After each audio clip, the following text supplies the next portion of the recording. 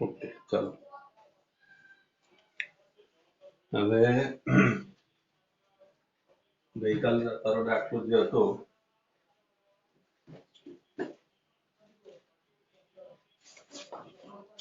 આપણે કેટલા આવ્યા છે દાખલા નંબર ચલો ચલો ભાઈ કોમલ પણ આવી ગયા આજે ચલો વાંધો નહીં કોમલ તો પછી આજે હાજરી પૂરીને મને મોકલી દેજે બરાબર આમ તો સુદર્શન અહીં પૂરવાનો છે બરાબર અને એ ના પૂરે તો પછી તું પૂરી દેજે એવું છે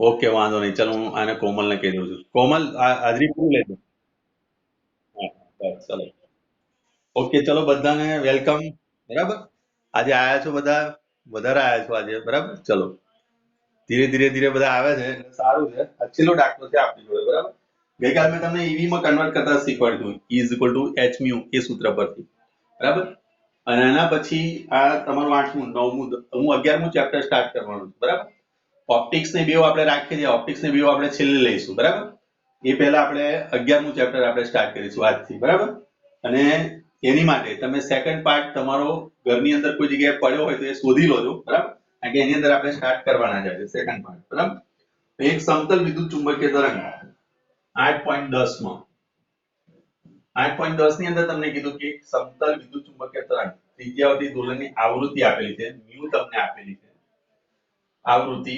2.0 into 10 હર્ટ્ઝ આટલી આપણને આવૃત્તિ આપેલી છે અને એનો કંપવિસ્તાર આપેલો છે વિદ્યુત ચુંબકીય તરંગનો કંપવિસ્તાર બરાબર એ આપેલો છે E0 એ તમને આપેલો છે 48 વોલ્ટ પર મીટર આપેલું છે તો તમારે પહેલા પેલી શોધવાનું છે પહેલું શોધવું છે આપણે લેમ્બડા એની શોધવી છે એનું મૂલ્ય કેટલું થાય બીજા નંબરમાં તમારે શોધવાનું છે એનું ચુંબકીય તરંગનો કંપવિસ્તાર B0 આ પણ દાખલો તમને આરામથી આવડવું જોઈએ અને દર્શાવો કે E ની સરેરાશ ઊર્જા ઘનતા B ની સરેરાશ ઊર્જા ઘનતા જેટલી છે બરાબર તમારે એ પણ સાબિત કરવાનું છે કે rho B અને rho E સરેરાશ મૂલ્ય આ બંનેના સરેરાશ મૂલ્ય એ સરખા છે એવું સાબિત કરવાનું C ની અંદર બરાબર ચલો આપણે આ ત્રણ દાખલા છે આની અંદર 10મા દાખલાની અંદર એ આપણે પૂરા કરવા છે બધા ભાઈ રોલ નંબર વ્યવસ્થિત લખજો એટલે તમારી હાજરી પૂરી જાય બરાબર ચલો ગઈકાલે ચલાવ્યું છે એના પરથી તમે આનો દાખલાનો જવાબ લાવી શકો છો લેમ્બડા તમારે શોધવી છે આવૃત્તિ આપેલી E0 આપેલી છે બરાબર ચલો કઈ રીતે લાવશો લેમ્બડા શોધવા માટે તો અહીંયા આગળ વિદ્યુત ચુંબકીય તરંગ છે અહીં વિદ્યુત ચુંબકીય તરંગ છે માટે C is equal to mu lambda પરથી lambda is equal to C upon mu બરાબર આ mu એટલે v નથી હો ધ્યાન રાખજો આ v ને હું આ રીતે લઉં છું હવે C ની વેલ્યુ તમારી જોડે છે 3 into 10 mu ની વેલ્યુ તમને આપી છે 2 into 10 બરાબર તો 3/2 into 10 minus 10 is equal to હશે 3/2 into 10 મીટર અધરવાઇઝ કહી શકો 1.5 into 10 મીટર આ લેમ્બડાનો પહેલો જવાબ તમારો મળે ચલો હવે તમારે શોધવું છે B0 બરાબર તો B0 માટે શું સૂત્ર વાપરશું તો આપણે જાણીએ છીએ કે વિદ્યુત ચુંબકીય તરંગની પ્રોપર્ટી તરંગ માટે આ એના ગુણધર્મો પરથી મેં તમને સમજાવું છું બરાબર કે C is equal to E0 upon B0 છે therefore B0 is equal to E0 by C આનો મતલબ એ થયો કે ચુંબકીય તરંગનો કંપવિસ્તાર બરાબર વિદ્યુત ક્ષેત્રનો કંપવિસ્તાર ભાગ્યા C કરી દો એટલે સીધો મળી જાય જવાબ ચલો તો અહીંયા આગળ આપેલું છે તમને 48 છેદની અંદર 3 10 8 બરાબર 16 તારીખ 48 એટલે 16 ગુણ્યા 10 ની -8 ટેસ્લા આ તમારું B0 બોલો છે કોઈ કન્ફ્યુઝન આની અંદર હોય તમને તો આ બે જવાબ થયા આ ત્રીજો જવાબ તમારે શોધવાનો છે બોલો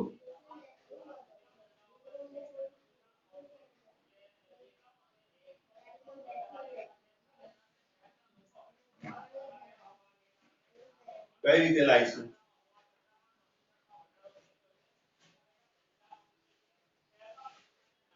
બોલો, આનો જવાબ કેવી રીતે આવે? ત્રીજાનો લાસ્ટમાં બંનેના તમારે કમ્પેરિઝન કરવાના છે, બરાબર? બંનેનું અહીંયા આગળ રો ઈ અને રો બી એ બંને સમાન છે એવું તમારે સાબિત કરવું છે. તો રો ઈ અને રો બી નું સૂત્ર તમને ખ્યાલ હોવો જોઈએ, બરાબર? રો ઈ બરાબર ને રો બી બરાબર. ચલો, રો ઈ નું સૂત્ર શું થાય અને રો બી નું સૂત્ર શું થાય? યાદ કરી લો, જો આપણે આ સૂત્ર સાબિત કરેલા હતા બંને. રો ઈ બરાબર આપણે જાણીએ છીએ છીએ કે આપણે યાદ કરી લો, રો બરાબર રો ઈ પ્લસ રો બી. આ રીતનું કુલ ઉર્જા ઘનતા આપણે આ રીતનું સૂત્ર લીધું છે, ઇઝ ઇક્વલ ટુ અહીંયા આગળ એપ્સિલોન નોટ ઈ સ્ક્વેર. આ રીતનું એક સૂત્ર આપણે સાબિત કરેલું. યાદ આવ્યું કઈ? બોલો, છે કોઈ કન્ફ્યુઝન આમાં?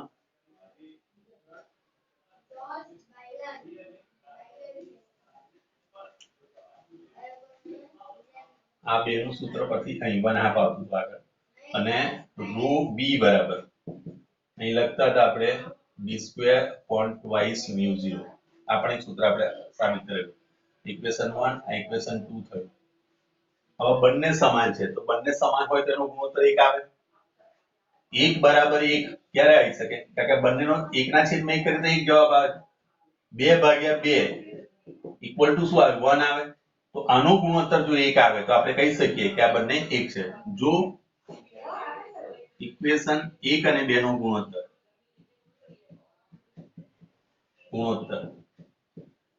1 મળે તો સ્પષ્ટ છે કે રો ઈ નું સરેરાશ મૂલ્ય is equal to rho B R. Clear?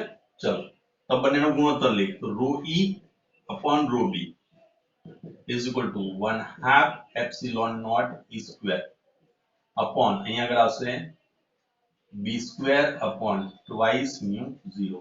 Clear? ચલો, આ 2 2 કેન્સલ થઈ જશે. આની ઉપર આવશે mu 0 epsilon 0 E square upon B square. પણ E square upon B square that means કે મેં હમણાં પ્રોપર્ટી લખાઈ, ધેટ મીન્સ કે સી થાય. તો એ લખશો તમે mu 0 epsilon 0 into C square. પણ તમે જાણો કે c is equal two 1 upon under route mu 0 c0 છે માટે અહીંયા આગળ જો સી સ્ક્વેર બરાબર લખવા જઈએ તો અહીંયા આગળ આવશે 1 અપોન મ્યુ 0 એપ્સિલોન 0. આ વેલ્યુ ઇનપુટ કરીએ આપણે તો આના પરથી તમારી જોડે જવાબ આવશે અહીંયા આગળ રો ઈ અપોન રો બી બરાબર mu 0 epsilon 0 is upon mu 0 epsilon 0. આ બંને કટ થાય ધેટ મીન્સ 1 માટે તમે કહી શકો કે રો ઈ રો બી. આ રીતે સાબિત થાય અને આ રીતે તમારું ચેપ્ટર અહીં પૂરું થાય. બરાબર? આ સાથે તમારો પાર્ટ 1 અહીં આગળ મેં પૂરો કર્યો. બોલો, છે કોઈ કન્ફ્યુઝન આમાં? ઓકે, ચલો આગળ વધી આવે. બરાબર? હવે પાર્ટ 2 લઈને બેસો તમે. પાર્ટ 2 શોધી નાખો.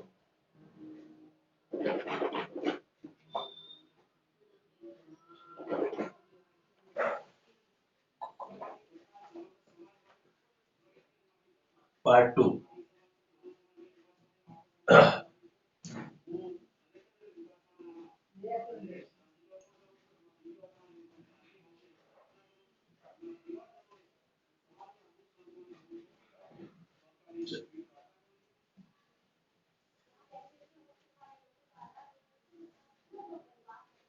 ચલો, પાર્ટ 2 ની અંદર ચોપડી હું અહીં શોધી લઉં. બરાબર? પાર્ટ 2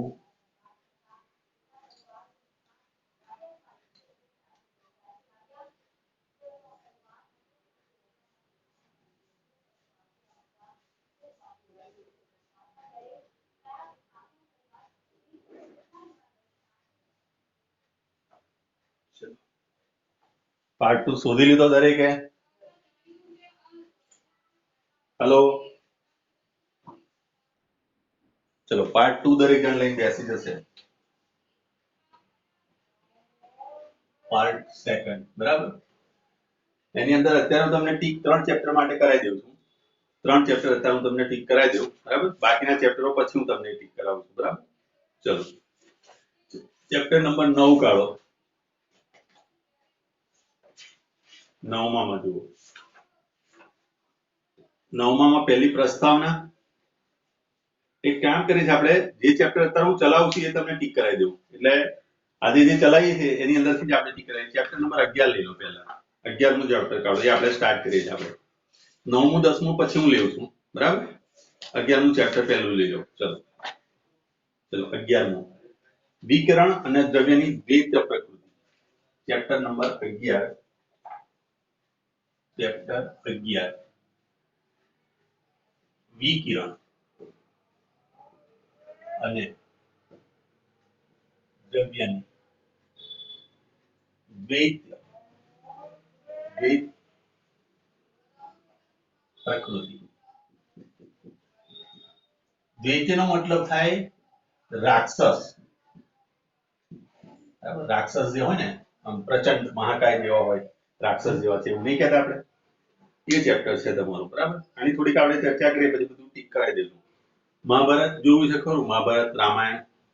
હેલો, રામાયણ મહાભારત જોયું છે ટીવી પર કે કોઈ દિવસ સાંભળ્યું? ઓકે. એની અંદર એક ઘટોડગજ કરીને એક પાત્ર આવતું હતું. ઘટોડગજ ભીમનો પુત્ર હતો, હિડીંબાઈનો રાક્ષસની હતી અને એની જોડે એને મેરેજ કર્યો છે ભીમે, અને એના થકી એને એક પુત્ર થાય છે જેનું નામ છે ઘટોડગજ, બરાબર. તો ઘટોડગજ જે છે એ એનામાં દ્વૈત્ય સ્વરૂપ હતું, કારણ કે દ્વૈત્ય હતો, બરાબર. દ્વૈત્ય એટલે રાક્ષસ હતો. તો રાક્ષસ લોકોની એક ખાસિયત એવી હોય કે ગમે ત્યારે ગમે તેનું સ્વરૂપ ધારણ કરી શકે. અમુક સંજોગોમાં માણસ પણ બની શકે, અમુક સંજોગોમાં જાનવર પણ બની શકે, એટલે સ્વરૂપ એ ચેન્જ કરી શકે. જો કે એવી એબિલિટી આપણામાં હવે રહી નથી, આપણામાં છે નહીં, બરાબર. નહીં તો બધા કઈથી કઈ જતા રહે, બરાબર. બરાબર. તો સ્વાભાવિક વસ્તુ છે કે એ આપણને બક્ષિસ આપી નથી, એ કુદરતી બક્ષિસ એને મળી, એટલે કે એનો દ્વૈત્ય સ્વભાવ. એવી રીતે અહીંયા આગળ તમને એવું કીધું વિકિરણ અને દ્રવ્યનો દ્વૈત્ય સ્વભાવ. તો વિકિરણ અને દ્રવ્ય આ બંને જણા રાક્ષસી સ્વભાવ ધરાવે છે. એટલે બંને રાક્ષસી સ્વભાવ એટલે કેવાય, એટલે કે અહીંયા આગળ કોઈ દિવસ બીજા કોઈ સ્વરૂપમાં ચેન્જ નહીં થતા, પણ વિકિરણ જે છે અમુક સંજોગોમાં કણ તરીકે વર્તે અને કણ છે વિકિરણ તરીકે વર્તે, તો એનો દ્વૈત્ય સ્વભાવ થયો, બરાબર. તો આ ચેપ્ટરનું જે હેડિંગ છે આમાં હંમેશા જ્યારે કોઈ ટાઇટલ આપણે જોતા હોય, કોઈ પિક્ચર જોવા જાવ છો તો ટાઇટલ જોઈને પછી એનું અનુમાન કરો છો ને કે આ પિક્ચરમાં શું કહેવા માંગે છે, એના પછી તમે પિક્ચર જોવા જતા હશો, બરાબર. કોણ આવ્યું ભાઈ? એડમિટ કરો આને. બંટી આપણો જાનદાર સ્ટુડન્ટ એકદમ, એ પણ બરાબર, એકદમ બધા હાઈ લેવલ સ્ટુડન્ટ છે બધા, બરાબર. તો એને પણ એડ કરી દો છો અને એની હાજરી પૂરતો છો ભાઈ. હું બંટી ગેરહાજર નથી, પહેલા દિવસથી જ હાજર છે. ચલો, તો રાક્ષસી સ્વભાવ વિશે આપણે સમજવાનું. દ્રવ્ય અને વિકિરણનો. દ્રવ્ય અમુક સંજોગોમાં વિકિરણ જેવું સ્વરૂપ ધરાવે, વિકિરણ અમુક સંજોગોમાં દ્રવ્ય સ્વરૂપ ધરાવે. દ્રવ્યનું એટલે કણ સ્વરૂપ, દ્રવ્ય એટલે કણ કહેવાય, કણ. તો કણ અને વિકિરણ, દ્રવ્ય અને વિકિરણ, બરાબર. એટલે કણ સ્વરૂપ અને વિકિરણ સ્વરૂપ એ અચાનક જ ફેરફાર થાય. એ ફેરફારને આપણે કહીએ છીએ કે શું? દ્વૈત્ય સ્વભાવ. એ સ્વભાવ વિશે આજે આપણે ચેપ્ટર ભણવાનું. સરસ ચેપ્ટર છે આ પણ, બરાબર. ઓકે. ચલો, તો એની અંદર હું ટીક કરાવી દઉં તમને પહેલા. તો પહેલી પ્રસ્તાવના ટીક કરો. 11.1 જે તમારે લેવાનું છે 11.1, બરાબર. આ ટીક લેવાનું છે આપણે. 11.2 આ પણ આપણે ભણવાનું છે. ચલો 11.3 એ પણ આપણે ટોપિક ભણવાના છે. 11.4 પણ આપણે લેવાનું છે. તો આ બધા ટોપિક આપણે જોતા રહેવાનું છે, બરાબર. 11.4 11.4 નો પહેલો પોઈન્ટ, 11.4 નો પોઈન્ટ 2 બીજો પોઈન્ટ, એ પણ આપણે ભણવાનું છે. 11.4.3 એ પણ આપણે ટોપિક ભણવાનો છે. મેક્સિમમ પોઈન્ટ કદાચ આની અંદર હશે તમારો. એના પછી 11.5 પણ આપણે ભણવાનું છે. 11.6 એ પણ આપણે કન્સિડર કરવાનું છે. ચલો 11.7 એ પણ આપણે ભણવાનું છે. ચલો ઉદાહરણના બધા દાખલા, ઉદાહરણના દાખલા કોઈ કેન્સલ આપણે કર્યા નથી. 11.8 એ પણ હું લખું છું. ચલો 11.8 બરાબર. અને 11.9 નથી, 11.9 નથી, આ ધ્યાન રાખજો. ડિવિઝન કર્મનો પ્રેક્ટિકલ તમારે નથી, એ પ્રયોગ નથી તમારે. અને ઉદાહરણ તમારે બધા જ લેવાના છે. ઉદાહરણ આપણી જોડે 11.1 થી 11.7 સુધીના બધા જ ઉદાહરણ આવશે અહીંયા આગળ 11.7 સુધીના ઉદાહરણ આપણે લઈ લેવાના છે ચલો સ્વાધ્યાયની અંદર 11. સ્વાધ્યાયમાં 11.1 થી સ્ટાર્ટ લેવાનું તો 11.19 સુધી 19 વધારાના દાખલા તમારે કેન્સલ આઉટ થાય ચલો આટલી વસ્તુ ક્લિયર થઈ ગઈ બધાને ઠીક કરાવી દીધું જોઈ લો કોઈ કન્ફ્યુઝન હોય તો મને કહેતા રહેજો ઓકે તો આટલા ટોપિક આપણે ચર્ચા કરવાની છે બરાબર ચલો હવે મેં તમને આ ચેપ્ટર કીધું એ પ્રમાણે વિકિરણ અને દ્રવ્ય તો વિકિરણ વિશે તો આપણે થોડું ઘણું જાણીને આયા વિદ્યુત ચુંબકીય તરંગ વિકિરણ જે છે વિદ્યુત ચુંબકીય તરંગ બરાબર એનો વર્ણપટ પણ આપણે ભણીને આયા કોઈ પણ જે તરંગ હોય એને આવૃત્તિ અથવા તો તેના તરંગ લંબાઈના સંદર્ભમાં જે વર્ગીકરણ કરવામાં આવે છે એ વર્ગીકરણને વિદ્યુત ચુંબકીય વર્ણપટ કહે છે તો વર્ણપટ પ્રમાણે આપણે રેડિયો તરંગ આવે માઇક્રો તરંગ આવે ઇન્ફ્રારેડ આવે વિઝિબલ આવે અલ્ટ્રાવાયોલેટ આવે એક્સ રે આવે અને ગામા રે આવે આખી સિચ્યુએશન આપણે આગળના ચેપ્ટરમાં ચેપ્ટર નંબર 8 માં આપણે ભણીને આયા 9 10 મેં અત્યારે નથી લીધું સીધું મેં 11મું ચેપ્ટર લીધું છે આ કે 9 10 એ આપણે છેલ્લે લઈશું બરાબર એ ઓપ્ટિક્સ છે ઓપ્ટિક્સ એટલે તમે 9મા 10માં ભણીને આયા એની થોડી ઘણી તમને ઝલક જોવા મળશે પહેલા ચેપ્ટરમાં 10મા ચેપ્ટરની અંદર એવું નહીં જોવા મળે બરાબર 10મું ચેપ્ટર એક આખી અલગ ઘટના છે બરાબર જેની અંદર તમે ઘણું બધું ભણશો કે પ્રકાશ વિશે જે તમે માન્યતાઓ છે પ્રકાશ સીધી રેખામાં જ ગતિ કરે એની બધી વસ્તુઓ છે એ બધી વસ્તુને વાયોલેટ કરતું અથવા તો એનું ખંડન કરતી અમુક પ્રક્રિયાઓ છે અમુક ઘટનાઓ એવી છે જેના વિશે આપણે ભણવાના છે તો 9મું 10મું મેં અત્યારે સ્પેરમાં રાખ્યું છે 11મું ચેપ્ટર આપણે સ્ટાર્ટ કરી રહ્યા છે બરાબર 11મા ચેપ્ટરની અંદર મેં તમને શરૂઆત કરી દ્રવ્ય અને વિકિરણ તો દ્રવ્ય તમે જોવા જાઓ તો દ્રવ્ય શાનું બનેલું છે દ્રવ્યની અંદર શું હોય દ્રવ્ય શાનું બનેલું વિકિરણ વિશે તો આપણે ભણી આયા બરાબર એમાં મેં તમને આવર્તકાળ વિશે ચલાવ્યું લેમ્ડા વિશે ચલાવ્યું ઓમેગા ચલાવ્યું એનું સૂત્ર તારવતા શીખવાડ્યું y બરાબર a sin ઓમેગા t પરથી આપણે લાયા બે પ્રકારના સૂત્ર લાયા e નું સૂત્ર લાયા b નું સૂત્ર લાયા બધા સૂત્ર આપણે ભણીને આયા યાદ કરી લો આ સૂત્ર ભણીને આયા ને e E0 sin kx omega t આ જે કેરેક્ટર અહીં લખતા હતા યાદ કરી લો પછી b B0 sin kx omega t અહીં કરાવતો તો k કેરેટ જો વિકિરણ x દિશામાં જતું હોય આ રીતના k શું છે ઓમેગા શું છે બરાબર B0 શું છે આ બધી જ માહિતી આપણે આની અંદર આપી હતી બરાબર આ ચેપ્ટરની અંદર અને આ ચેપ્ટર પરથી આપણે વિકિરણનો ટોટલ અભ્યાસ કરી લીધો છે બરાબર તો હું તમને એ જ પ્રમાણે પૂછું કે દ્રવ્ય કોને કહેવાય દ્રવ્ય એટલે શું દ્રવ્ય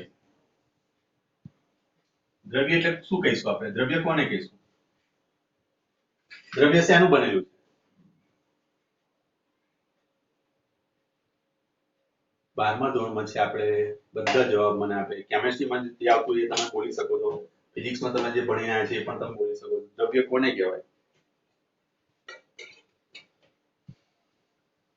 બોલો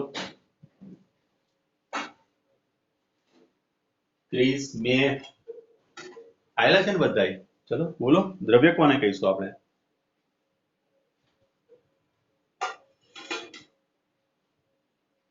નથી ખ્યાલ હેલો ખ્યાલ નથી પડતો અવાજ આવે છે મારો કોઈ કન્ફ્યુઝન છે અવાજની અંદર આ તો પછી દ્રવ્ય વિશે મને કહો ના સમજ શું કહેવાશે દ્રવ્યને દ્રવ્ય શાનું બનેલું છે દ્રવ્ય એટલે હું પણ લઈ શકું મારો હાથ પણ લઈ શકાય માથાના વાળ પણ લઈ શકાય ચશ્માની ફ્રેમ પણ લઈ શકાય બ્લેકબોર્ડ પણ લઈ શકાય પેન પણ લઈ શકાય મોબાઈલ પણ લઈ શકાય બરાબર ક્લિયર ચલો દ્રવ્ય એ અણુનું બનેલું છે અણુ શેનો બનેલો છે અણુ અણુ શેનો બનેલો છે બોલો નથી ખ્યાલ વેકેશનમાં મૂક્યા બધું મામાના ઘરે ભાઈના ઘરે બધું મૂક્યા હે 5 દિવસના વેકેશનમાં બહાર ફરવા ગયા તો જતું રહ્યું બધું ચલો પરમાણુનો બનેલો છે પરમાણુ ચલો પરમાણુ શેનો બનેલો છે एकदम बेसिक कॉन्सेप्ट में તમને પૂછેલું, બેઝિક વસ્તુ પૂછેલી, એકદમ બેઝિક. ઇલેક્ટ્રોન પ્રોટોન, બરાબર, એટલે કે ઇલેક્ટ્રોન પ્રોટોન અને ન્યુટ્રોન, બરાબર. એટલે અહીંયા કે તમે લખશો ઇલેક્ટ્રોન પ્રોટોન અને ન્યુટ્રોન. ક્લિયર? એટલે કે ઇલેક્ટ્રોન જે છે બાહ્ય કક્ષામાં ફરે અને આ ન્યુક્લિયસ ની અંદર કોણ હશે? પ્રોટોન અને ન્યુટ્રોન હશે અને આ ઇલેક્ટ્રોન આ રીતે ફરતો હશે. હવે ઇલેક્ટ્રોન અને પ્રોટોન વચ્ચે કયું બળ લાગે?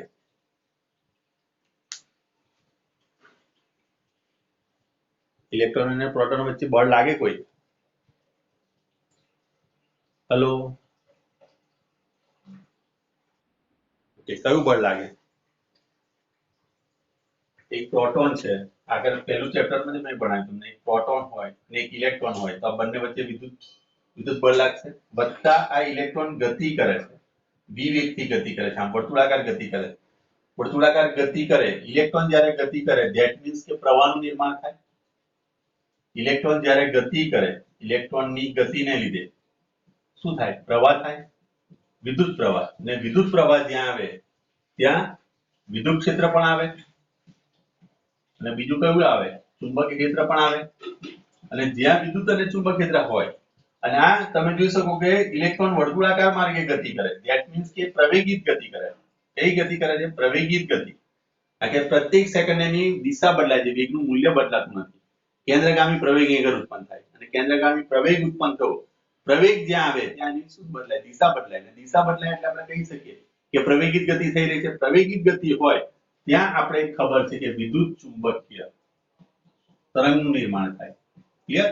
હવે તમે જોઈ શકો છો મેં શરૂઆત કરી કોનાથી? દ્રવ્યથી. દ્રવ્યથી ધીરે ધીરે આયા અહીં અને અહીંયાથી તમે કઈ જગ્યાએ આયા? તો દ્રવ્યનું અહીંયા રૂપાંતર શામાં થાય છે? વિકિરણ અહીંયા બતાવે. તો મેં તમને હમણાં સમજાવ્યું કે એનો દ્વૈતીય સ્વભાવ, એનું બે nature, two nature, dual nature. જે રીતે આપણે પ્રવાહના ડ્યુઅલ નેચર છે. પ્રવાહ પણ બે પ્રકારના છે, એસી અને ડીસી. પણ વાસ્તવિક રીતે જોવા જઈએ તો આપણે પ્યોર એસી અને પ્યોર ડીસી મેળવી નથી શકતા. તમે જ્યારે એસી પ્રવાહની ચર્ચા કરો તો થોડુંક તો ડીસી અંદર હોય, જો ડીસી ની ચર્ચા કરીએ તો થોડુંક તો અંદર એસી હોય, બરાબર. જ્યારે તમે પ્રેક્ટિકલની પરીક્ષા આપવા જાઓ અને એ વખતે તમને આ સવાલ પૂછે તો તમે એનો જવાબ આ રીતે આપજો કે કોઈ પણ પ્રવાહ તમે આઇસોલેટેડ ના કરી શકો, બરાબર. દાખલા તરીકે સંપૂર્ણ એટલે કે જે આપણે એમ કહીએ કે બધા ભગવાનને માનતા હશો, બધા ધર્મગુરુઓને માનતા હશો, તો કોઈ માણસ 100% પ્યોર નથી ભાઈ, બરાબર. તમે એવું વિચારતા હોય કે ભાઈ આ સ્વામી બહુ જોરદાર છે, આ સ્વામીનું પ્રવચન સાંભળો, પણ એનામાં પણ રાક્ષસી વૃત્તિ હોય, બરાબર. તો આપણે એવું કોઈને ના કહી શકીએ ભગવાન સિવાય. અને ભગવાન તો મેં નથી જોયા, નથી તમે જોયા, તો સ્વાભાવિક વસ્તુ છે કે દુનિયામાં કોઈ પ્યોર વસ્તુ નથી. કંઈક નું કંઈક એમનું મિશ્રણ તો હોય છે, બરાબર. દાખલા તરીકે એસી પ્રવાહ તમે લઈ લો તો એસી પ્રવાહની અંદર ડીસી પ્રવાહ આવવાનો. એ જ રીતે અહીંયા આગળ જુઓ કે અહીંયા આગળ મેં તમને દ્રવ્ય સમજાવ્યું. દ્રવ્ય શું છે? તો અણુનું બને. અણુ શાનું છે? પરમાણુ. પરમાણુ શાનું છે? Electron, proton, neutron. પણ ઇલેક્ટ્રોન, પ્રોટોન, ન્યુટ્રોનમાં શું હોય?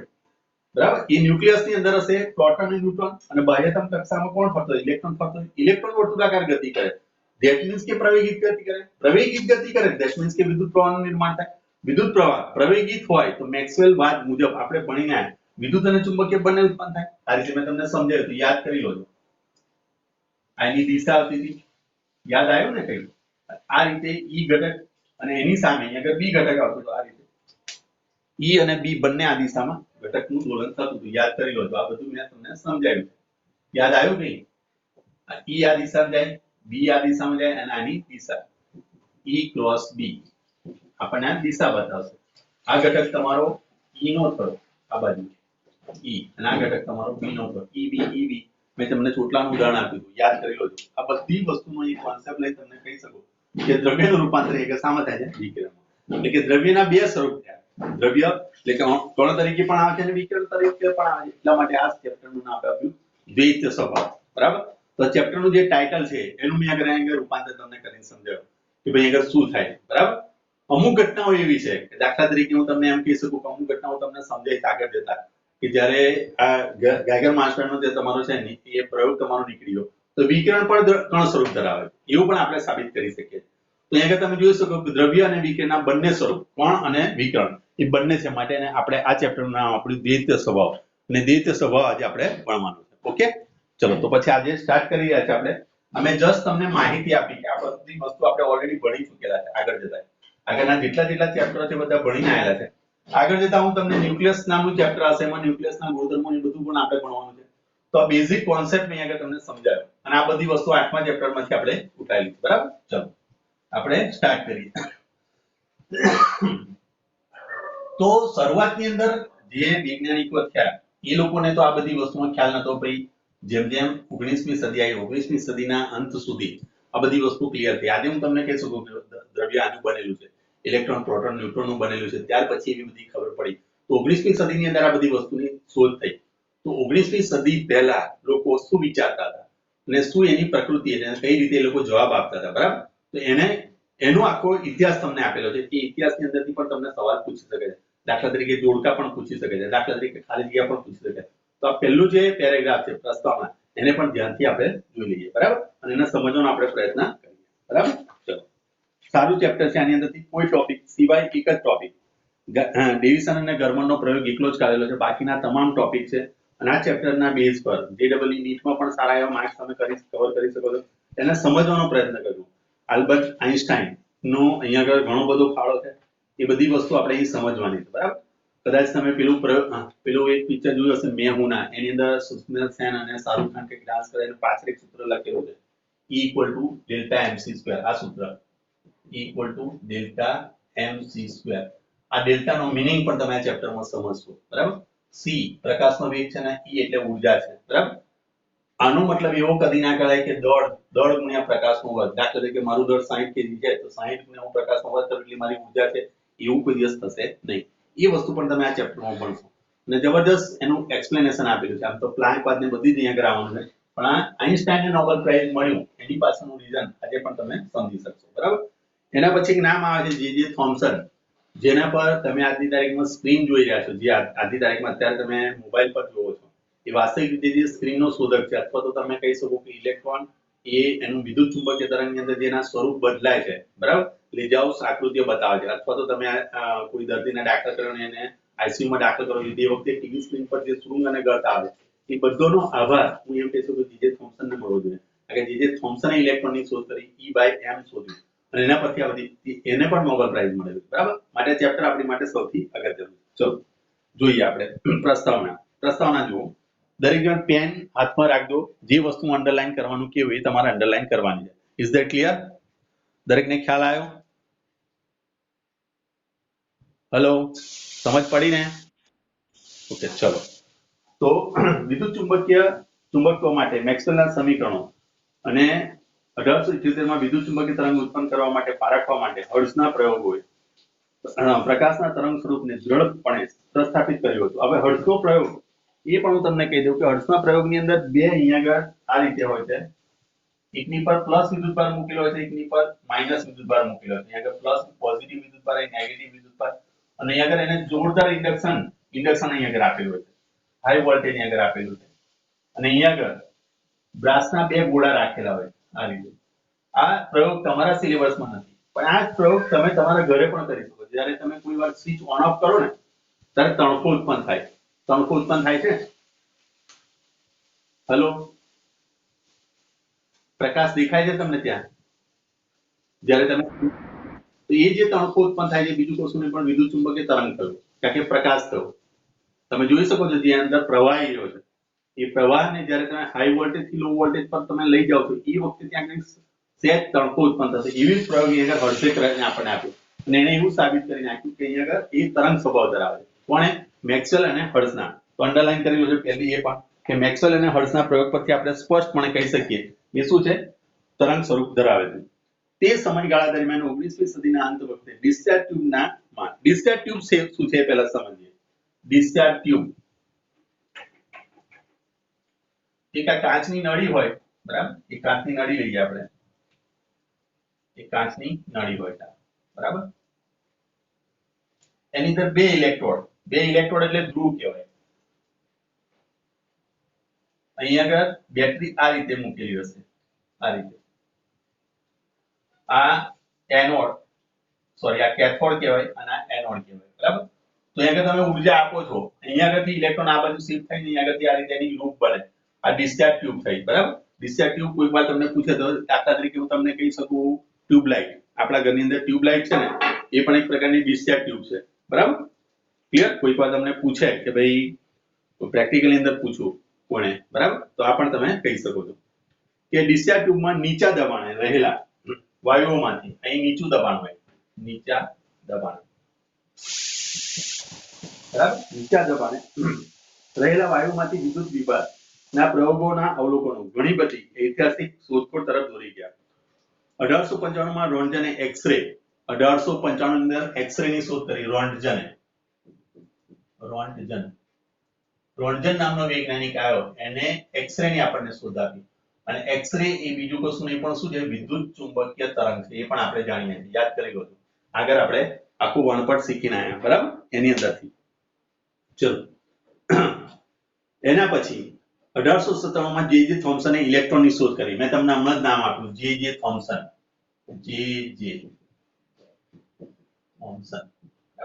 એને આપણને ઇલેક્ટ્રોન આપ્યો, બરાબર?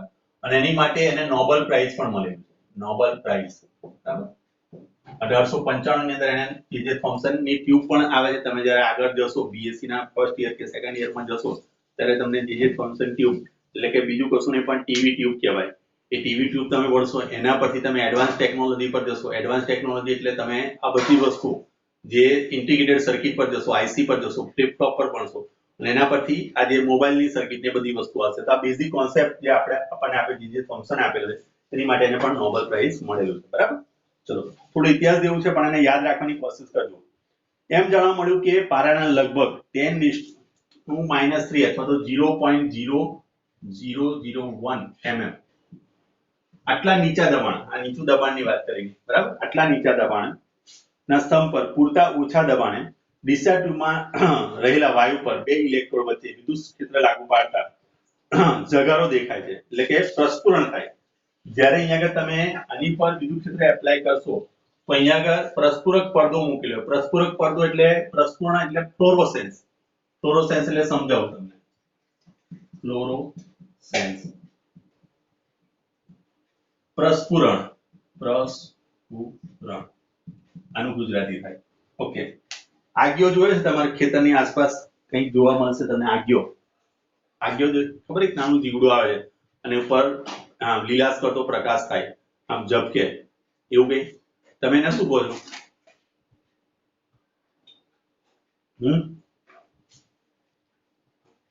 આજ્ઞાના લોકો શું કે? આગિયો જોયેલો તમે? હેલો, રાત્રે પ્રકાશિત થાય ને, એક નાની પેલા પતંગિયા જેવું નાનું જ હોય અને એની પાંખ પર તમે જુઓ ને તો તમને લાઈટ જેવું લાગે, પ્રકાશ જેવું લાગે, લીલાશ પડતો પ્રકાશ જોવા મળે. આવું કઈ જોયું છે તમે? હેલો, રાત્રે આજુબાજુ જુઓ છો? હા, ચલો. એને તમે શું કહો છો? કયું પક્ષી કહો છો? કયું પ્રાણી કહો છો એને? આગિયો કહો છો? શું કહો છો? તમારું નામ? તમે શું નામથી બોલાવો છો એને? મે? ક્રિસ? કયા નામથી બોલાવો તમે? હેલો,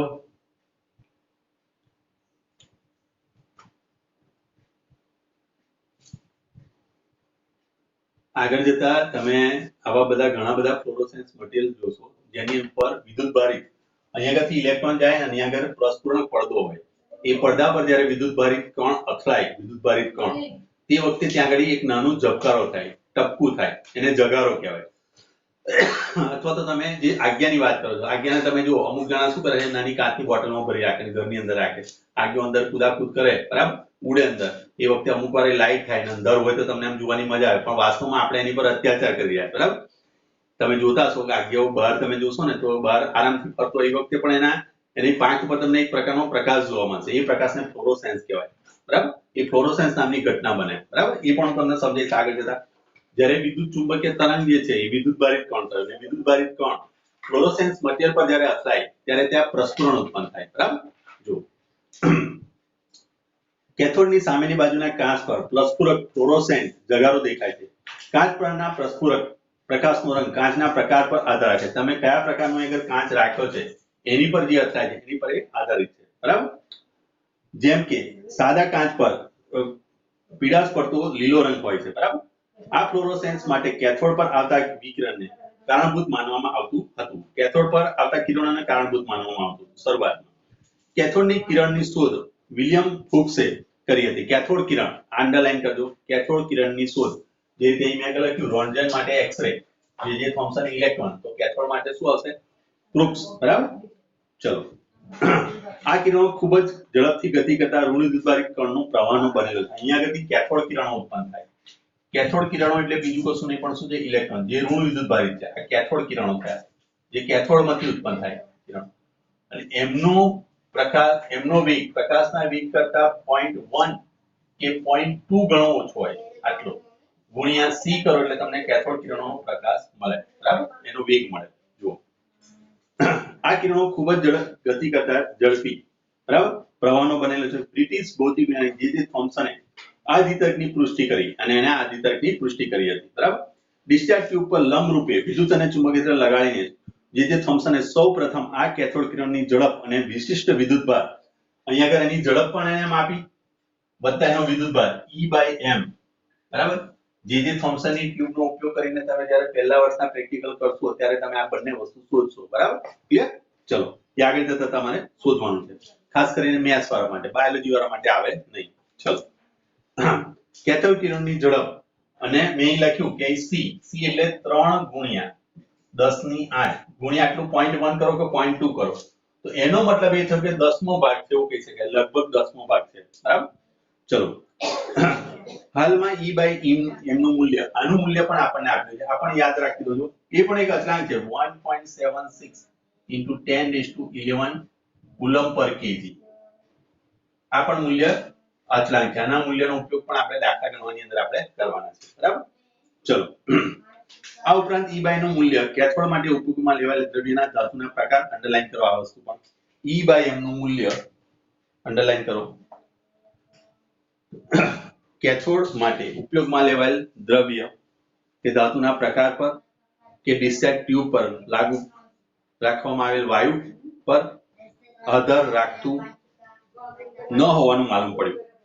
આ અવલોકન કેથોડ કિરણોનું કે કણનું, કેથોડ રેનું કણોનું સ્વતંત્રતાપણું સૂચવે છે. બરાબર. કેથોડ રેનું સ્વતંત્રતાપણું સૂચવે છે. એ સ્વતંત્ર છે, એ કોઈની પર આધારિત નથી. એટલે તમે કયું દ્રવ્ય વાપર્યું છે એની પર આધારિત નથી. બરાબર. અને કયો તમે વાયુ વચ્ચે ભરેલો છે. દાખલા તરીકે તમે ડિસ્ચાર્જ ટ્યુબ એટલે મેં તમને કીધું કે તમે ટ્યુબલાઇટ જો, ટ્યુબલાઇટ એક પ્રકારની ડિસ્ચાર્જ ટ્યુબ છે. બરાબર. એ ફોર્થ ફોર્મ, એ આપણું દ્રવ્યનું ચોથું સ્વરૂપ આપણને બતાવે. બરાબર. દ્રવ્યના 3 સ્વરૂપ તમે ભણીને આવ્યા છે, ઘન, પ્રવાહી, વાયુ, અને એક ચોથું સ્વરૂપ આવે છે પ્લાઝ્મા. તો એ પ્લાઝ્મા સ્વરૂપે બીજું કશું નહીં પણ ટ્યુબલાઇટની અંદર જે પ્રકાશ તમે જુઓ છો એ પ્રકાશ હોવા માટેની એ જરૂરિયાત જે છે, એ વચ્ચે જે વાયુ ભરેલો છે એની અંદર અહીંયા આગળ પ્રક્રિયા આખી થાય છે. એ પ્રક્રિયા દરમિયાન અહીંયા આગળ આપણને પ્રકાશ જોવા મળે. એ વખતે તમે કહીશું કે એનું ચોથું સ્વરૂપ આવે. ઘન અને ઋણ એ વાયુ સ્વરૂપમાં તમને આયનો જોવા મળશે. બરાબર. અને આયન સ્વરૂપમાં આવે છે, ધન અને ઋણ જે છે આયન સ્વરૂપમાં આવે છે, માટે અહીંયા તમે કહીશું કે પ્લાઝ્મા. આગળ જતા તમે પ્લાઝ્મા સ્વરૂપ, એ ચોથું સ્વરૂપ તમે ભણશો આગળ જતા કોલેજની અંદર. અત્યારે એની કોઈ ચર્ચા નથી કરતો. બરાબર. ચલો આ સમયગાળા દરમિયાન, ચલો અંડરલાઈન કરી છે ને આ બધી, કોઈ કન્ફ્યુઝન હોય તો મને પૂછતા રહેજો. ચલો આ સમયગાળા દરમિયાન એવું જાણવામાં આવ્યું કે કેટલીક ધાતુ પર અલ્ટ્રાવાયોલેટ પ્રકાશ આપાત કરતા ઓછી ઝડપ ધરાવતા ઋણ વિદ્યુતભારિત કણોનું સર્જન થાય છે. અલ્ટ્રાવાયોલેટ કિરણ તમને ખ્યાલ પડવો જોઈએ કે પહેલા મેં લાંબી તરંગ લંબાઈથી હું સ્ટાર્ટ કરું તો પહેલા કયા તરંગ આવે? રેડિયો તરંગ, પછી માઇક્રો તરંગ, ઇન્ફ્રારેડ, વિઝિબલ, અલ્ટ્રાવાયોલેટ, એક્સ-રે અને ગેમા રે. તો તમે જોઈ શકો છો હાઈ